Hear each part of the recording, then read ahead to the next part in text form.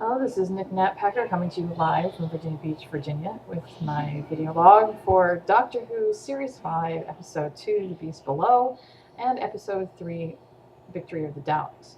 I meant to do the blog for A Beast Below last week, but I got really busy and I didn't have time at work, so I didn't have a chance to do it, so now I'm going to do two blogs in one. It's really more like one because there's not really much for me to say about the second episode. It was okay. It wasn't like,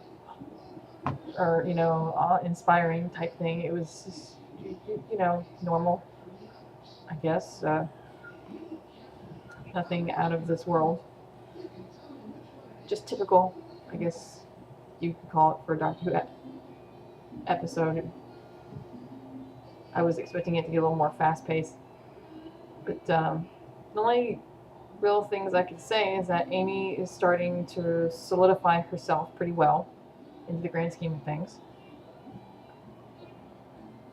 I was almost expecting in that scene, where she's made to forget by that polling station, it examined her for her species and was able to tell her how old she was and all that stuff. I was expecting when the doctor found her, that it was going to do the same thing for him, but then come up with an unknown species.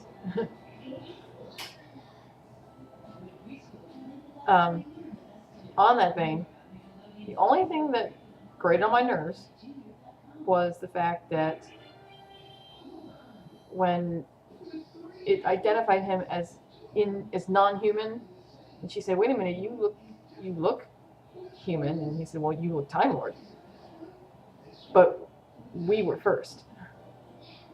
And she said, "Well, is there any more of you? Where's the rest of you?" And he said, "Oh no, just me now. There was this thing that happened, very, very bad day, blah, blah," and he just kind of glossed over it. Now, this could be a personal choice on the doctor's part because, like with Rose, normally if you didn't pry him about the war, he wasn't going to talk about it. The only reason he discussed it at length the way he did with Martha and Jack was because they prodded him for information. They wouldn't quit until he talked about it. But this time around, I think he's being more cautious about what he reveals to people. I don't think the pain has ever left him. That's the only time in the episode where I actually saw him get a little, I don't know, antsy, see some of that sadness in there.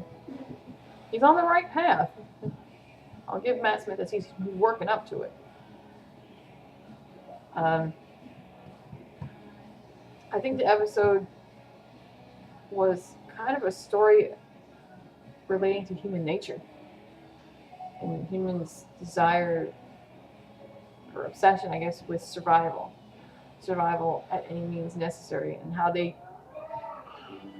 when they want to survive, they tend to misunderstand things. It's like in 42 in season 3, he was always saying, "You humans, you take and take and take, and you don't think about who you're taking from. You never ask, you just do." And this time, if they had simply asked the creature, it would have gladly done this service for them, because that's what it was there for. He volunteered. But they didn't realize this until later on, after years and years and decades of horrible torture. But all in all, I will say that it was a decent episode. I mean, it was okay. There's nothing like huge. I was expecting things to roll quick, roll fast to get into the or oh my goodness type stories, but I think Moffat is taking it slowly, trying to build it up. And of course, you saw at the end when they left the station, planet, whatever you want to call it, there was a crack. It's like a fissure, so we're following along this crack in the universe, crack in time type storyline, which follows also into Victory of the Daleks. Okay, so enough of Beast Below because there wasn't really anything else I have to say. Good special effects, though. I like the way that the creature looked. It kind of hokey at first, but I mean, but for the most part, they did a very good job. I love the special effects shot of the actual station. Wow, that was good. I like that. And I thought that the puppets, the ones with 3 faces, it would turn around like if it was happy with you, it had a smiley face. If it was slightly upset, it had an angry face. And if it was really pissed off, it had a demonic face. That was cool. I like that. Well done. See that Matt Smith and Karen are kind of seating themselves into the role more and more and more. And you can see their interactions. The only thing I really wish they would have let her get dressed first. She spent the entire episode in her nightgown. And I'm really wondering when she's going to get around to realizing that she left the night before her wedding. Maybe she's thinking that because he's got a time machine, he can take her back to the same night and she won't miss the wedding. But I guess sick, sad feeling this is going to turn into another Mickey situation where she comes back and he miscalculates and it's like months or a year on and no one knew where she was. Everybody's freaked out and the jilted lover is heavily pissed off and upset, thinking that she just ran away, got cold feet or something.